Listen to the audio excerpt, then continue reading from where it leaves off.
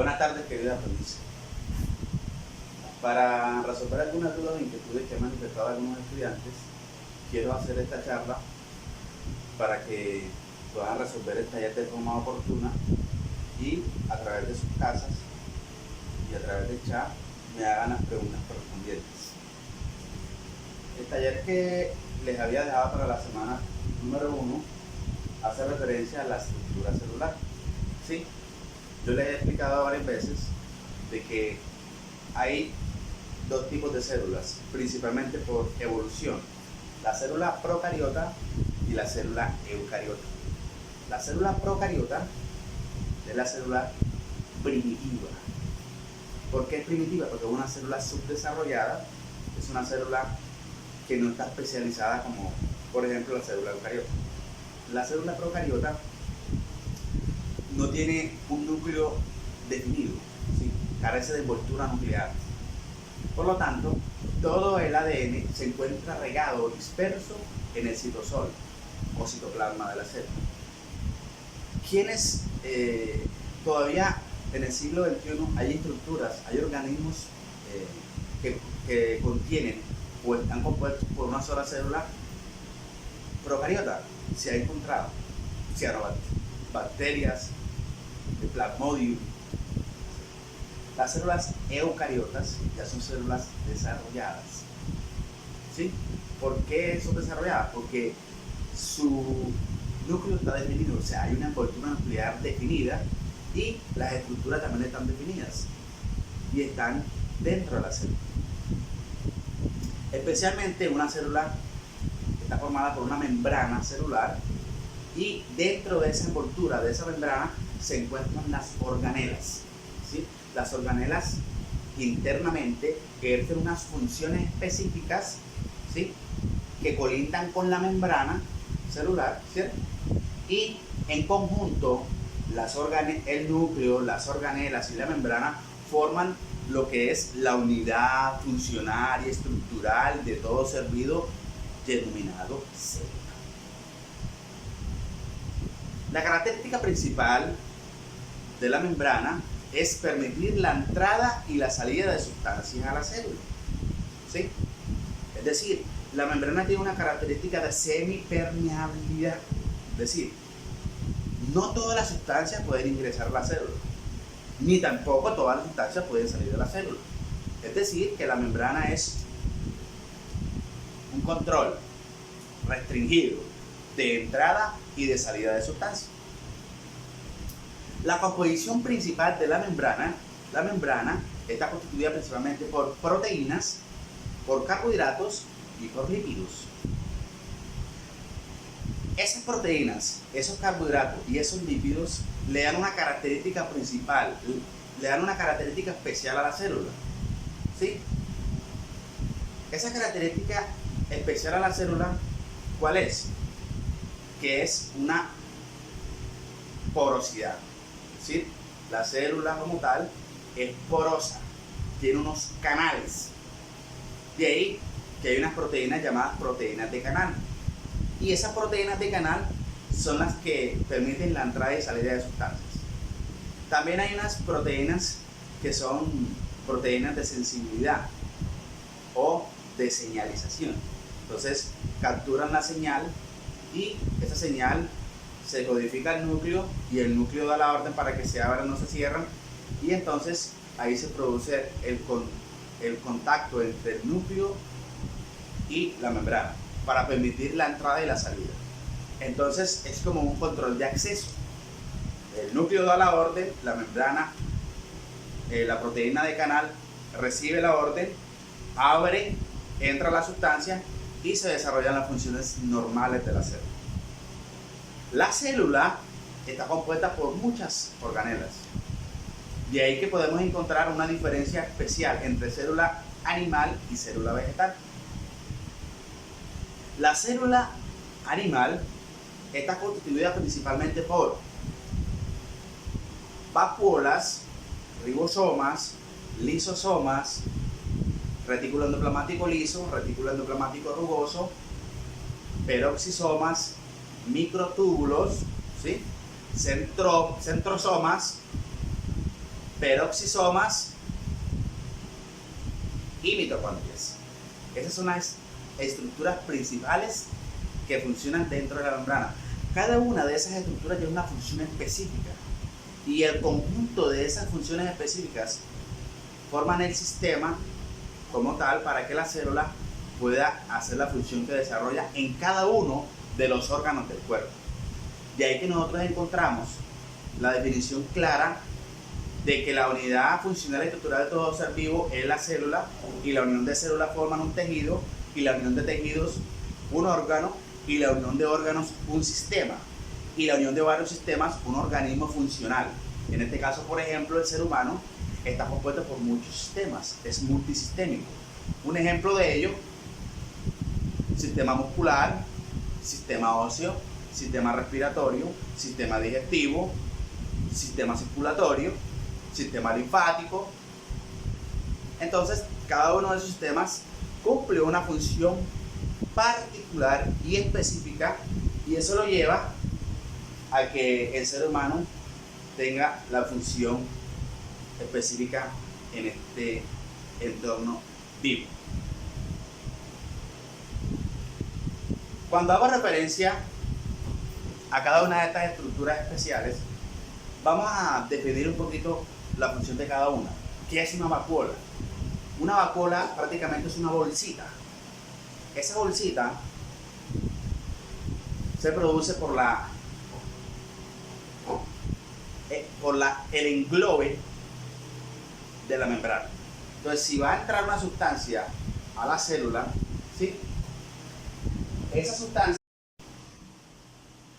Bueno, muchachos, siguiendo con la explicación, la célula en su interior está formada por diferentes organelas o estructuras funcionales independientes que en su conjunto desarrollan todo el sistema funcional celular.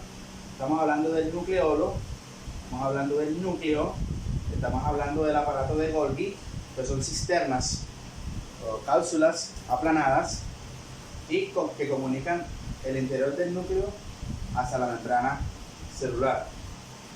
Son microtúbulos que están compuestos específicamente de una proteína llamada tubulina, y es la que le da rigidez y soporte a la célula. El retículo endoplasmático liso, que como se lo mencioné, una de las funciones más importantes del retículo endoplasmático liso es la síntesis de lípidos y la desintoxicación de la célula.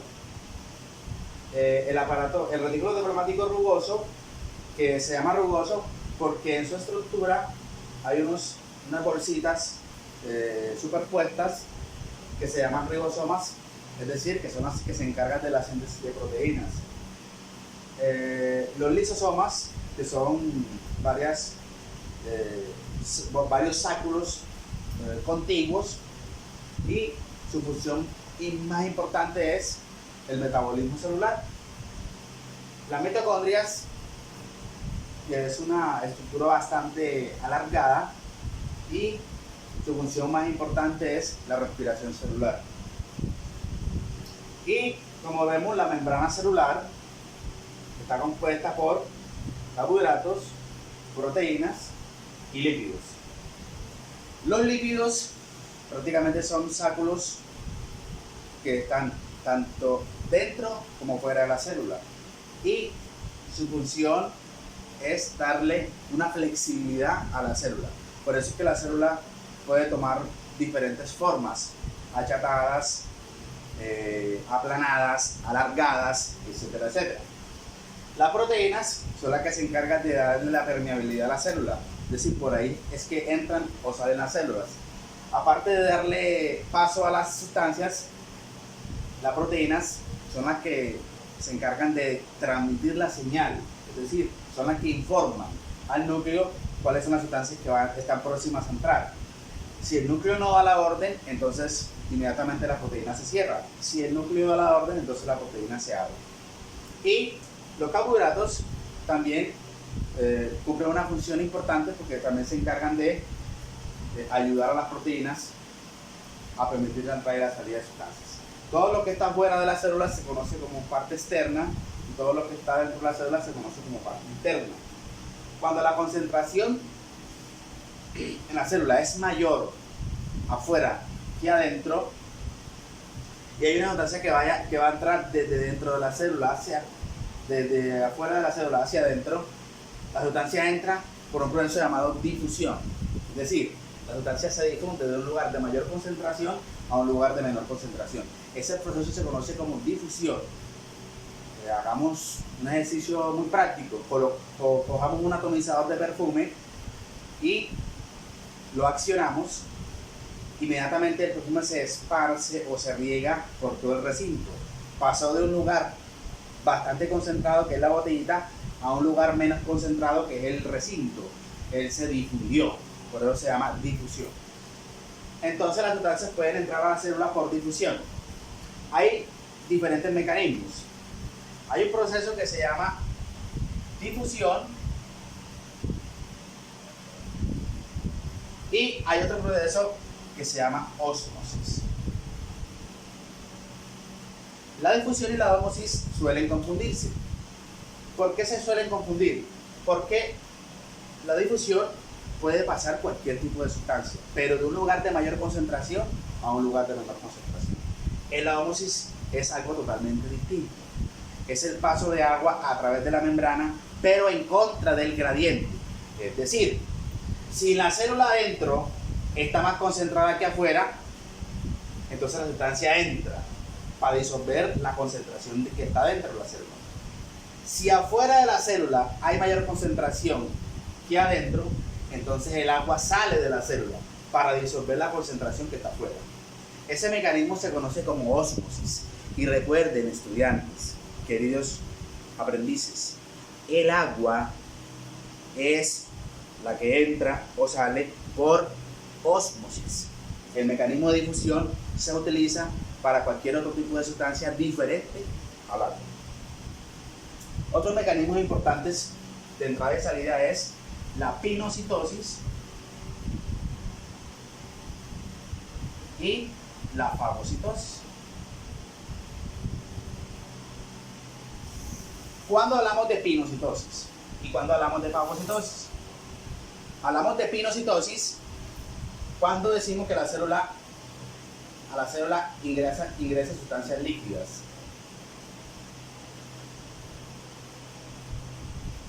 O sea, hablamos de que la célula bebe una sustancia líquida.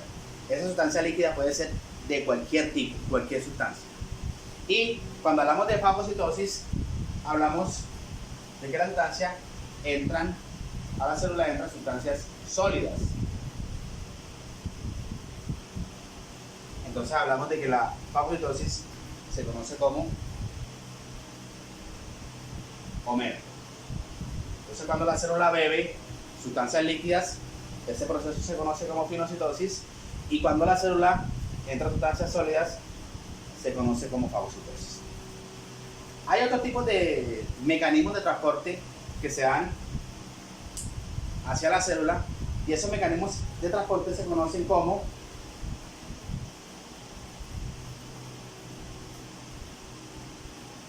difusión facilitada,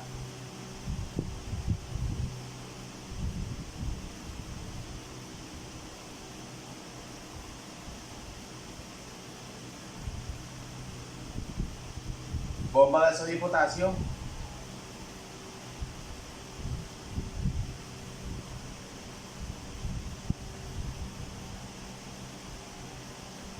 la difusión facilitada es un transporte que, a diferencia de la difusión normal o difusión simple, como también se llama, la difusión facilitada es mediada. O sea, ahí entra unas sustancias a coayudar a que las sustancias entren a la célula. Por eso se llama facilitada, porque se produce por la facilidad de unas moléculas, como las proteínas y como los carbohidratos.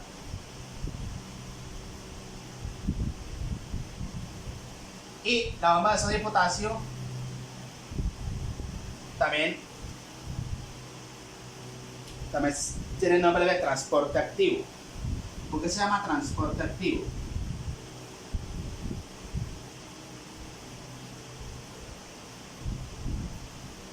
Transporte activo, estos mecanismos se llaman así porque hay gasto energético.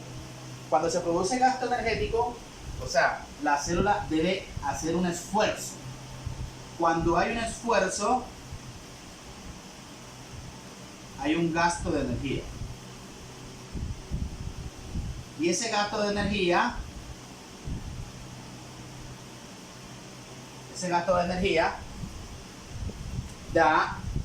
está mediado por una molécula que se denomina ATP. Por lo tanto, ese transporte se conoce como transporte activo. Entonces, la bomba de sodio y potasio funciona como un mecanismo en el que la célula hace balances de líquidos, balances de fluidos, balances de moléculas. Entonces, la bomba de sodio y potasio funciona para osmorregular la célula, ¿sí? Es decir, cuando hay mucho potasio dentro de la célula empieza a funcionar mal. O cuando hay poco sodio dentro de la célula, también. Entonces, la bomba de sodio y potasio se ha demostrado científicamente que se encarga de la osmorregulación del cuerpo. Entonces, por ende, es importante entonces cuando vemos consumir poquitas sustancias saladas, y el potasio obviamente ayuda a producir ese balanceo. Entonces, generalmente, por ejemplo, cuando las personas hacen ejercicio, les recomiendan consumir potasio para que se produzca un equilibrio en el sistema de osmorregulación y, por ejemplo, no se le baje la presión, no se le baje el azúcar y mantenga sus líquidos o fluidos corporales balanceados, y su función y su funcionalidad pueda ser de forma efectiva. Agradezco mucho por esta atención. Entonces, vamos a resolver las dudas o inquietudes que tengamos en las preguntas. Si ustedes se dan cuenta, las preguntas que aparecen en el taller hacen referencia a lo siguiente.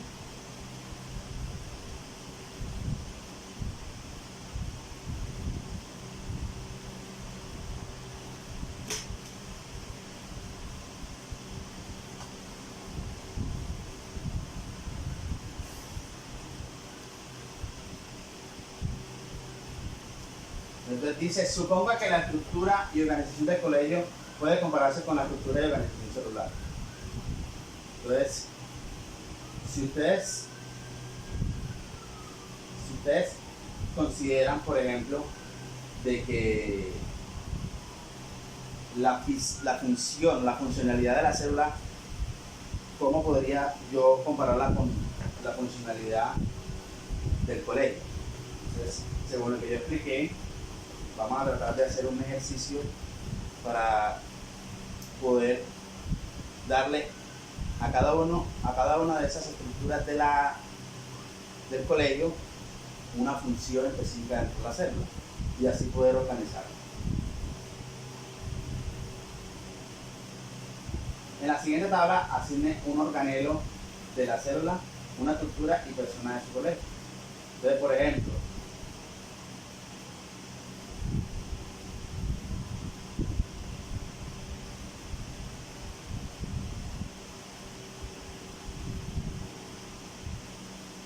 ¿qué sería la membrana celular? ¿Quién sería el retículo endoplasmático? ¿Quién sería la vacuola? ¿Quién sería el ribosoma? ¿Quién sería la mitocondria? ¿Quién sería el lisosoma, el aparato de Golgi? Entonces, a cada uno de estos vamos a darle una etiqueta y vamos a explicar por qué le dimos esa etiqueta. En la pregunta número 3 dice, utilizar los materiales reciclables para elaborar individualmente un modelo de una célula animal y de una célula vegetal. Es importante recordar de que la célula animal y la célula vegetal tienen tres diferencias puntuales. Primero, que la célula animal tiene pared celular. La célula vegetal tiene pared celular y la célula animal tiene membrana celular. Esa es una diferencia grande. La segunda diferencia es que la célula vegetal tiene cloroplastos, ¿sí? ¿sí? Que son una especie de monedas de color verde que contienen clorofila y son las que se encargan de hacer la fotosíntesis.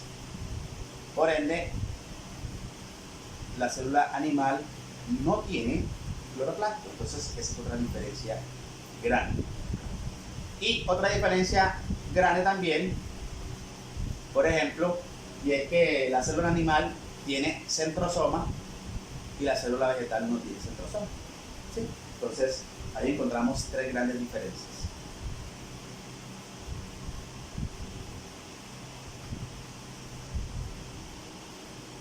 Distinguir cada una de las partes de la célula con su respectiva función. Bien, ya esto está explicado, les queda un poco más fácil hacer el ejercicio y por favor pueden complementar todos estos conceptos a través del diccionario. Muchas gracias por su atención.